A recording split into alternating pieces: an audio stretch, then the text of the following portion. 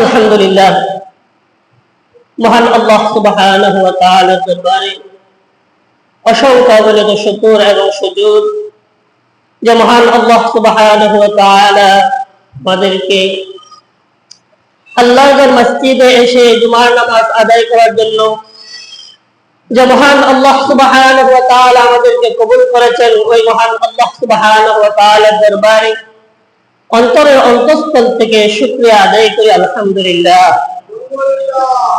আল্লাহ সুবহানাহু ওয়া তাআলার দরবারে আমি শুকরিয়া জ্ঞাপন করি যে মহান আল্লাহ সুবহানাহু ওয়া তাআলা আমাদেরকে আখিরি পয়গম্বর মুহাম্মদ মুস্তাফা সাল্লাল্লাহু আলাইহি ওয়াসাল্লামের উম্মত হিসেবে যিনি আমাদেরকে সৃষ্টি করেছেন, ওই মহান আল্লাহর দরবারে আবারও শুকরিয়া আদায় করি। আলহামদুলিল্লাহ। সম্মানিত মুসলিম কেরাম, আমরা অবশ্যই অবগত আছি যে আমাদের সামনে আগামী সোমবার থেকে মুহররম মাস শুরু। রবিবার দিবাগত সন্ধ্যার পরে চাঁদ দেখা যাবে সোমবার থেকে, অর্থাৎ রবিবার রাত্রি থেকেই মুহররমের মাস শুরু। আমরা আজকে মুহররম মাসের ফজিলত, মুহররম মাসের কি আমল করণীয় এবং মুহররমের মাসের মধ্যে আমাদের সমাজের মধ্যে কিছু কুসংস্কার আছে যেগুলা আমরা দেখি, সচরাচর দেখি, আমরা অনেকে পালন করে অনেকে করি না। কোন জিনিস করার প্রয়োজন এবং কোনটা ছাড়ার প্রয়োজন সে বিষয়ে আমরা আজকে সংক্ষিপ্তভাবে আলোচনা করব ইনশাআল্লাহ। মুহররম মাস এটা একটা আরবি মাস। আল্লাহ সুবহানাহু ওয়া তাআলা যে 12টি মাস আরবি মাস রেখেছেন, সেই আরবি মাস সম্পর্কে মহান আল্লাহ সুবহানাহু ওয়া তাআলা বলেন,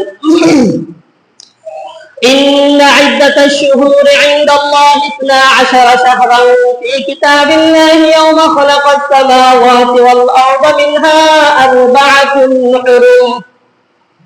আল্লাহ সুবহানাহু ওয়া তাআলা বলেন, আমি যখন আসমান জমিন যখন আমি আল্লাহ সৃষ্টি করেছি,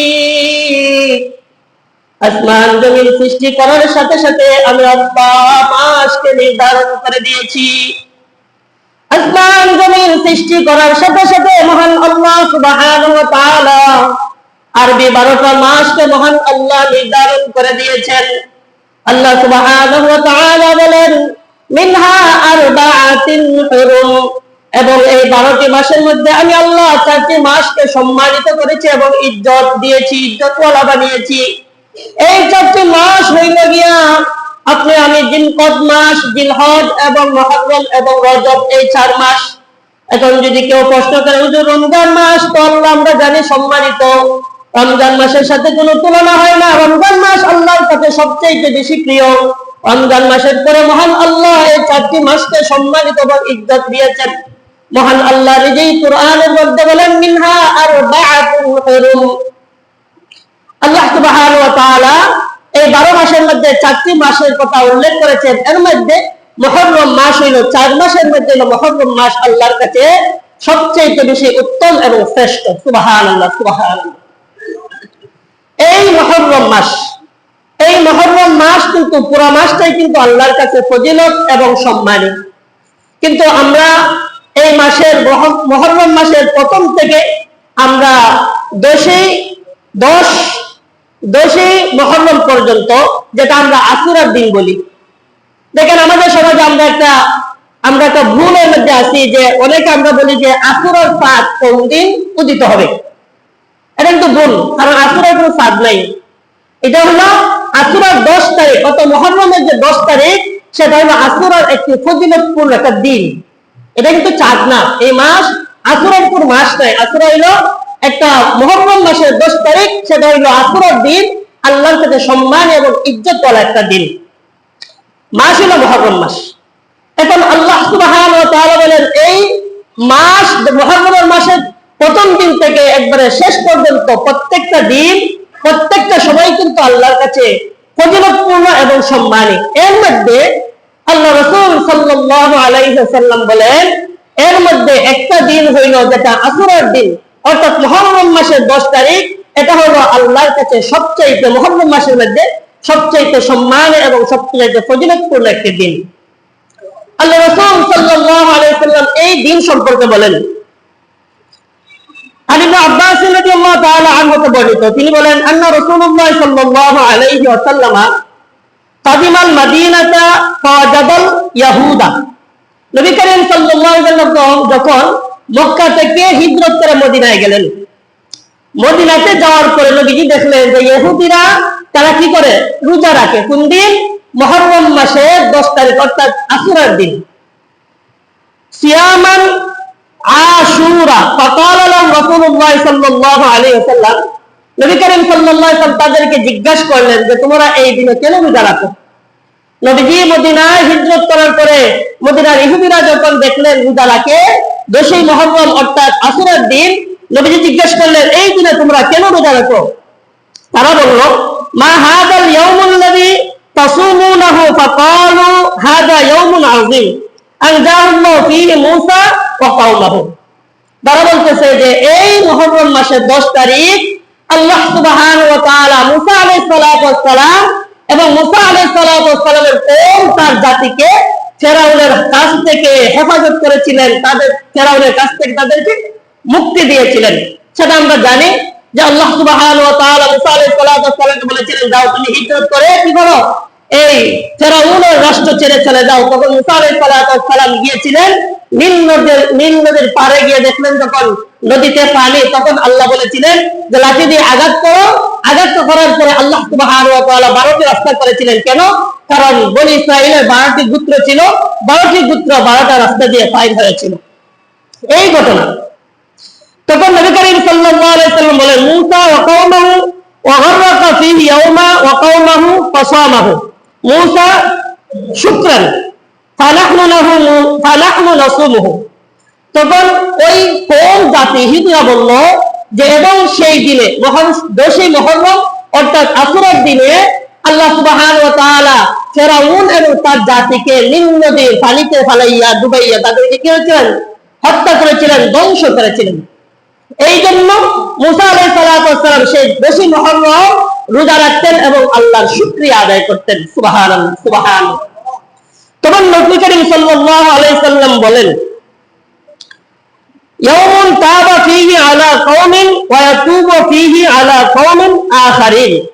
নবী করিম সাল্লাল্লাহু আলাইহি সাল্লাম বলেন যে তোমরা ইহুদিরা যদি পয়গম্বর মূসা আলাইহিস সালাতু ওয়াস সালাম সেই 10ই মুহররম রোজা রাখার কারণে রোজা রাখো, শুকরিয়া চান, তাহলে তো আমরা মূসা আলাইহিস সালাতু ওয়াস সালামের দিক দিয়ে হকদার বেশি, ওনার হক আমাদের উপর বেশি, তাহলে তো আমাদেরকেও কি তোমাদের চেয়ে বেশি রোজা রাখতে হবে।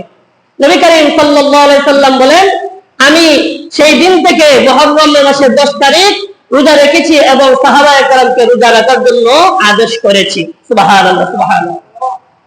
তাহলে মুহররম মাসের 10 তারিখ ফজিলত কিসের দ্বারা? মূসা আলাইহিস সালাতু ওয়াস সালামকে আল্লাহ ফেরাউনের হাত থেকে রক্ষা করেছিলেন এবং ফেরাউনকে নীল দরিয়ায় হত্যা করেছিলেন। এই জন্য মূসা আলাইহিস সালাতু ওয়াস সালাম শুকরিয়া তার 10 তারিখ 10ই মুহররম রোজা রাখতেন। এবং আল্লাহ রাসূল সাল্লাল্লাহু আলাইহি সাল্লাম বলেছেন যে তোমরা 9, 10 অথবা 10, 11, 9, 10 অথবা 10, 11 এই দুই দিন রোজা রাখবা। সুবহানাল্লাহ, সুবহানাল্লাহ। কেন? কারণ ইহুদিরা তাদের সাথে যদি সামঞ্জস্য করে আমরা রোজা রাখি তাহলে ইহুদি আর আমাদের মধ্যে কোনো বেশকম হইল না, কারণ ইহুদের সাথে তো আমাদের তুলনা হয় না। এই জন্য আমরা ইহুদিদের চেয়ে একটা রোজা বেশি রাখবো।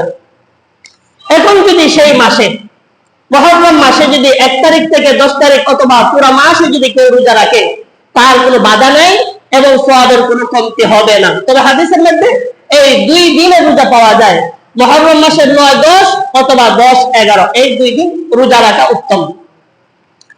নবী করিম সাল্লাল্লাহু আলাইহি সাল্লামের কাছে একজন ব্যক্তি এসে বলল ও আল্লাহর রাসূল সাল্লাল্লাহু আলাইহি সাল্লাম আমাকে রমজানের পরে ফজিলতপূর্ণ রোজা, রমজানের সাথে তো তুলনা হয় না, রমজানের পরে ফজিলতপূর্ণ রোজা কোন দিন রাখলে সবচেয়ে বেশি সওয়াব পাওয়া যাবে, সবচেয়ে বেশি নেকি পাওয়া যাবে, আমাকে আপনি কি করে ওসিয়ত করেন।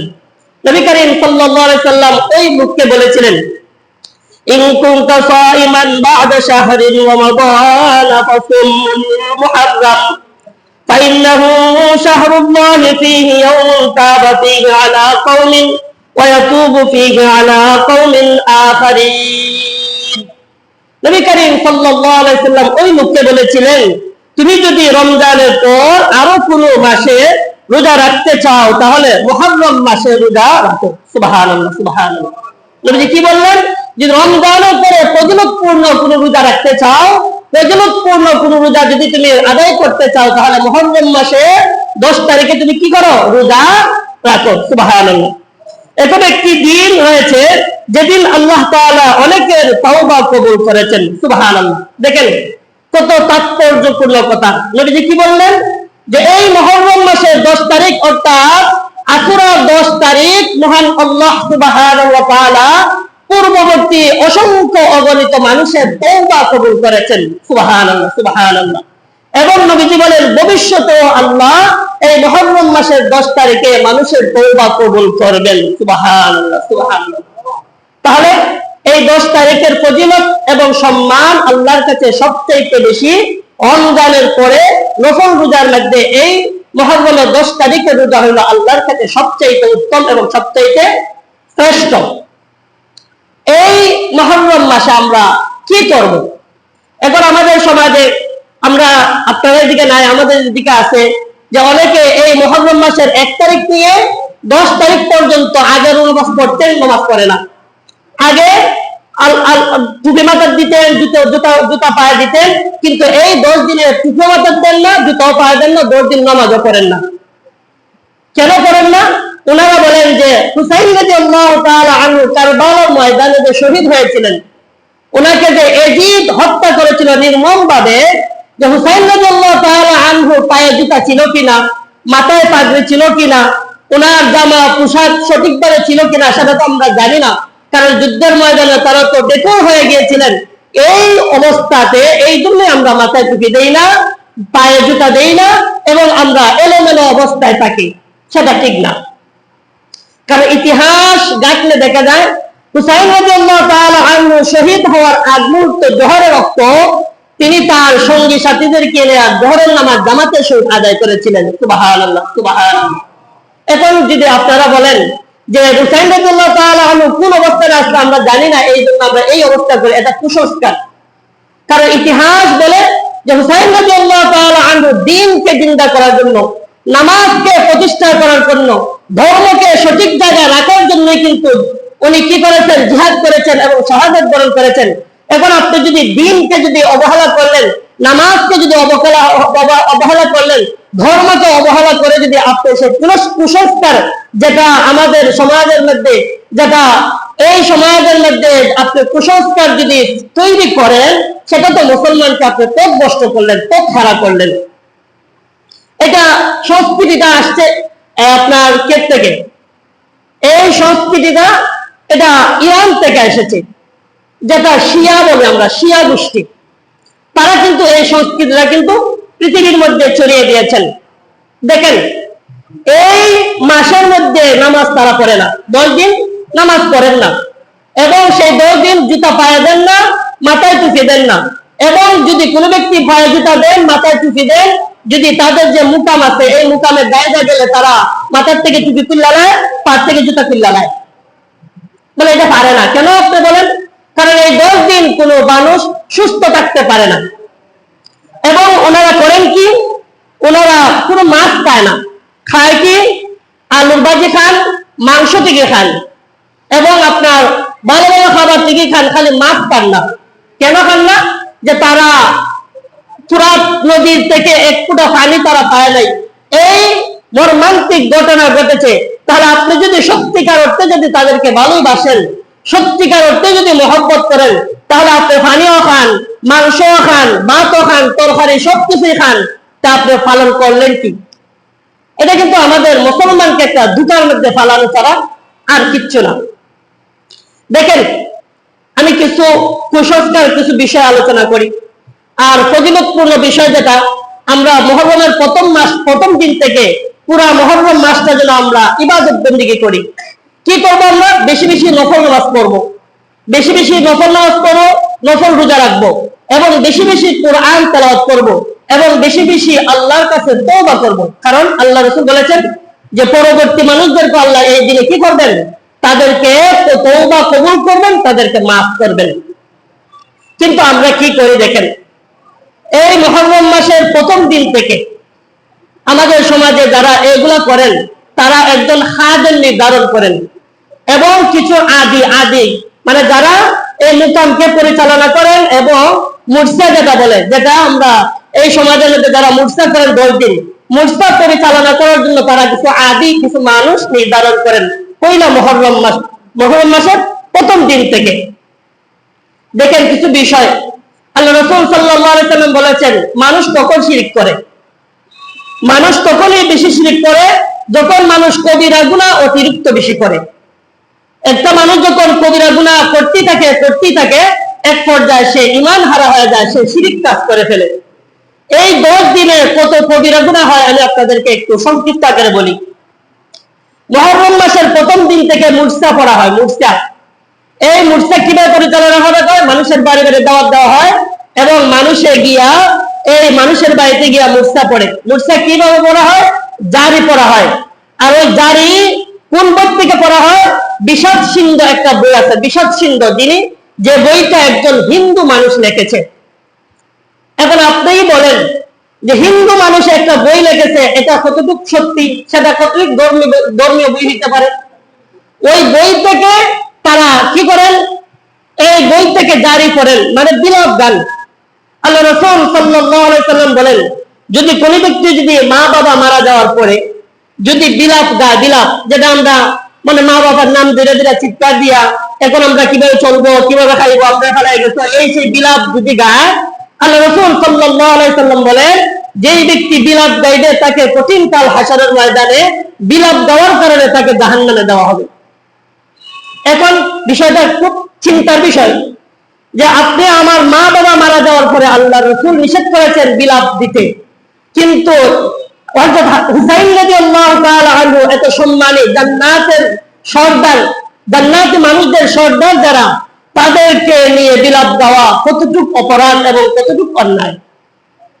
দেখেন আমরা কি করি, ওনারা যখন মুরসা গান তখন মুরসাটাই হয় হাচ্চন হেচ্চন, হাচ্চন হেচ্চন, এই শব্দ দিয়ে কিন্তু তারা মুরসা গায়।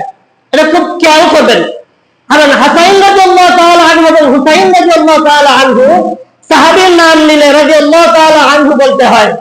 আর যারা আল্লাহর রাসূলের প্রিয় নাতি হাসাইন এবং হুসাইন রাদিয়াল্লাহু তাআলা আনহু, তাদের নাম নিয়ে যদি রাদিয়াল্লাহু তাআলা আনহু নাম নেওয়া হয় এবং সাধারণ মানুষের নাম যদি বিগড়াইয়া ডাকা হয়, আমার নাম ফজলুল হক, এখন আপনি যদি একটা মাহফিলের মধ্যে যদি বলেন নারায়ে তাকবীর আল্লাহু আকবার, ফজলুল হকের আগমন, শুভেচ্ছা, স্বাগতম, কি হবে? যিনি বক্তা উনি কি বলবে? যে সর্বনাশ, কোন জায়গায় আইছি, নাম বিগড়ে বলে। তাহলে যারা হাসাইন এবং হুসাইন রাদিয়াল্লাহু তাআলা আনহুর নাম বলে হাচ্চন হুচ্চন, নাউযুবিল্লাহ নাউযুবিল্লাহ, হাচ্চন হুচ্চন এই শব্দ দিয়ে তারা মুরসা গায়। তাহলে হাসাইন এবং হুসাইন রাদিয়াল্লাহু তাআলা আনহুর নাম যতবার তারা 10 দিনে যতবার এই নামটা যতবার বিগড়াইয়া রাখবে, ততবারই কবিরা গুনার অধিকারী হইবে। এখন যদি কোনো ব্যক্তি যদি 1 লক্ষ বার যদি এই নাম বিগড়াইয়া রাখলো, তাহলে 1 লক্ষ বার সে কবিরা গুনাহ করলো। আল্লাহ রাসূল সাল্লাল্লাহু আলাইহি ওয়াসাল্লাম বলে, যারা কবিরা গুনাহ করে তাদের ঈমান থাকে না, এক পর্যায়ে তারা ঈমান হারা হয়ে যায়। এখন আসেন তারা কিভাবে ঈমান হারা হয় এই বিষয়ে আমরা আলোচনা করি।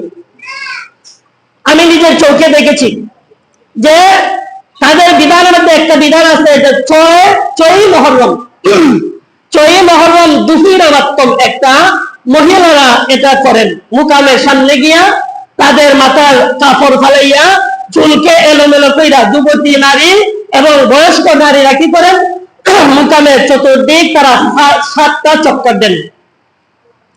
এটাকে বলা হয় দুপুর রাত্তম। ওই মহিলারা কি করেন, তারা যুবতী এবং বয়স্ক মহিলারা একত্রিত হইয়া তাদের মাথার কাপড় ফালাইয়া মাথার চুল এলোমেলো করে তারা এইভাবে মাথা জাহারেন, চুল একবার মুখায়, আগ জাহারে পিছিয়ে যায়, আগ জাহারে সামনে, আবার আগ জাহারে পিছিয়ে যায়, এইভাবে তারা জারি পরে পরে 7টা চক্কর দেন মুকামটা।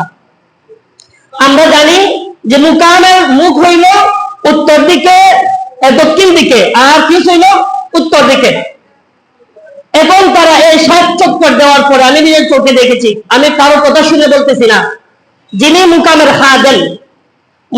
খাদেম উনি মুকামের যে মুখটা, মুখের মধ্যে দাঁড়িয়ে রয়েছেন, আর ওই মহিলারা চক্কর দিয়ে ওই খাদেমের পায়ে সেজদা দিচ্ছেন। নাউজুবিল্লাহ, নাউজুবিল্লাহ, আমি নিজের চোখে দেখেছি।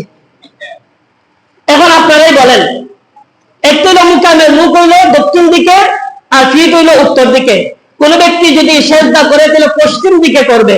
পশ্চিম দিকে করলে না মেনে জানা যায় যে আল্লাহকে সেজদা করেছেন, কিন্তু যদি কেউ উত্তর দিকে সেজদা করে সেটা তো আল্লাহর কোনো বিধান না। এটা দেখেন মানুষের ঈমান হারার কত পন্থী শয়তান মানুষের মধ্যে ঢুকিয়ে দিয়েছে। ওনারা 7 চক্কর দিয়া প্রতি চক্করে এসে খাদেমের পায়ে সেজদা করে, প্রতি চক্কর দিয়ে খাদেমের পায়ে সেজদা করে। নাউজুবিল্লাহ, তাদের ঈমান নেই। কেন নেই? আল্লাহ বলেন ওয়া'বুদুল্লাহ ওয়া লা তুশরিকু বিহি শাইআ। হে দুনিয়ার মানুষ, দুনিয়ার যত পাপ আছে, যত অন্যায় আছে, যত অপরাধ আছে, সব অন্যায় সব পাপ করো, কিন্তু ওয়া'বুদুল্লাহ ওয়া লা তুশরিকু বিহি শাইআ। আমি আল্লাহর সাথে শিরিক করো না, আমি আল্লাহর সাথে কারো অংশীদারিত্ব করো না। যদি আমি আল্লাহর সাথে শিরিক করো, অংশীদারিত্ব করো, তাহলে তুমি চিরস্থায়ী জাহান্নামী, জাহান্নামী। লুকমান হাকিম তার সন্তানকে বলেছিলেন, ক্বালা ইয়া বুনাইয়া লা তুশরিক বিল্লাহ ইন্না শিরকা লাযুলমুন আযীম। হে আমার ছেলে, হে আমার সন্তান, তুমি কি করো? তুমি আল্লাহর সাথে শিরিক করো না, কাউকে শরীক করো না, অংশীদারিত্ব করো না। ইন্না শিরকা লাযুলমুন আযীম, নিশ্চয়ই শিরিক পৃথিবীর সবচেয়ে বড় বড় গুনাহ, এবং পৃথিবীর সমস্ত গুনার মা বাপ এবং সমস্ত গুনার সবচেয়ে বড় গুনাহ হইল ইন্না শিরকা লাযুলমুন আযীম।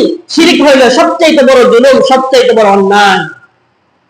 এখন এই মা বোনরা তারা কিন্তু এই বিষয় জানেন না, তারা আবেগে এই কাজটা করেন। কিন্তু আমাদের উচিত হইল তাদেরকে সাবধান করা, তাদেরকে বোঝানোর চেষ্টা করা, তাদের কানে এগুলো পৌঁছে দেওয়া, সেটা আমাদের দায়িত্ব। এরপরে আরেকটি তাদের আকীদা হইল, দেখেন এটা কত বড় কথা, যে আল্লাহ রাসূল সাল্লাল্লাহু আলাইহি সাল্লামের উপর যখন ওহী নাজিল হয়, কুরআন যখন নাজিল হয়, আল্লাহ সুবহানাহু ওয়া তাআলা জিবরাইল আলাইহিস সালাতু ওয়াস সালামকে বললেন, হে জিবরাইল, তুমি যাও আমার নবী মুহাম্মদ মুস্তাফা সাল্লাল্লাহু আলাইহি ওয়াসাল্লামের কাছে, হরে গুহার মধ্যে উনি বয়ান আছেন, ওনার কাছে কি নিয়ে যাও? কোরআনের আয়াত নিয়ে যাও। জিবরাইল আলাইহিস সালাতু ওয়াস সালাম প্রথম এসে কিন্তু আয়াত নবীজির উপর নাযিল করেন নাই, নবীজিকে বলেন নাই। দ্বিতীয়বার কেউ বলছেন, তৃতীয়বার এসে বলছেন ইকরা বিসমি রাব্বিকাল্লাযী খালাক খালাকাল ইনসানা মিন আলাক ইকরা ওয়া রাব্বুকাল আকরাম আল্লাযী আল্লামা বিল কলম। 5টি আয়াত নবীজির উপর জিবরাইল আলাইহিস সালাতু ওয়াস সালাম নাযিল করে গেছেন। উনাদের ধারণা কি? উনারা কি বলেন দেখেন, উনারা বলে যে আল্লাহ সুবহানাহু ওয়া তাআলা জিবরাইল আলাইহিস সালাতু ওয়াস সালামকে বলেছিলেন, হে জিবরাইল, আমার আলীর কাছে তুমি ওহী নিয়ে যাও এবং আলীকে দিয়ে বলো, আলী যেন পড়ে ইকরা বিসমি রাব্বিকাল্লাযী খালাক খালাকাল ইনসানা মিন আলাক ইকরা ওয়া রাব্বুকাল আকরাম আল্লাযী আল্লামা বিল কলম। একটু মনোযোগ দিয়ে চিন্তা করেন, আল্লাহ সুবহানাহু ওয়া তাআলা পাঠাইছেন নবীজির কাছে ওহী নিয়ে, এবং নবীজির কাছে জিবরাইল আলাইহিস সালাতু ওয়াস সালাম ওহী প্রেরণ করেছেন। কিন্তু ওনাদের আকীদা, ওনাদের ধারণা, ওনারা বলে যে আল্লাহ জিবরাইলকে বলেছেন যে আলীর কাছে ওহী নিয়ে যাও, আলীর কাছে গিয়ে ওহী প্রেরণ করো, কিন্তু জিবরাইল আলাইহিস সালাতু ওয়াস সালাম ভুলে আলীর কাছে ওহী নাযিল না করে নবীজির কাছে ওহী নাযিল করেছেন। নাউজুবিল্লাহ, নাউজুবিল্লাহ।